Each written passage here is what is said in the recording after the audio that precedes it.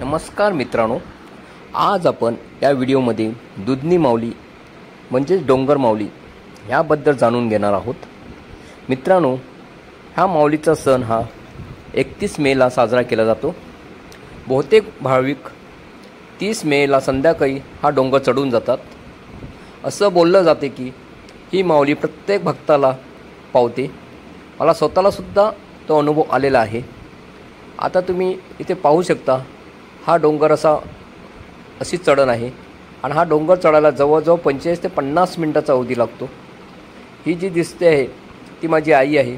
ती 75 वर्षाची आहे आणि तिला गुडघ्याचा सुद्धा त्रास आहे।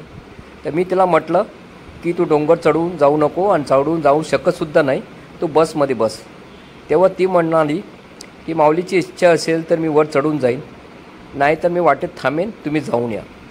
आणि मित्रांनो, चमत्कार म्हणजे ही माझी आई आमच्याबरोबर आम्ही ज्या स्पीडने चालत होतो त्या स्पीडने आमच्याबरोबर वर चढून आली। तिलासुद्धा 50च मिनटं लागले। हाच एक मोठा चमत्कार आहे। मित्रांनो, ह्या डोंगराच्या वरच्या भागामध्ये मरिया मातेची इमोज आहे, म्हणजे दुधनी माऊलीची इमोज। ह्या माऊलीची 30 मे रोजी रात्री 9 वाजल्यापासून संपूर्ण रात्र आराधना चालते। सकाळी भाविक तिथूनच दुधनी माऊलीच्या सणासाठी सन फ्रान्सिस झेवियर चर्चमध्ये जातात।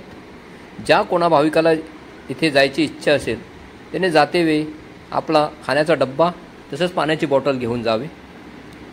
आता वर हे दिसते, इथेच दुधनी माऊलीची इमोज ठेवले आहेत, तिथपर्यंत आपल्याला चालत जायचं आहे। आता समोर तुम्ही पाहू शकता, इथे एक छोटीशी यात्रा भरलेली असते।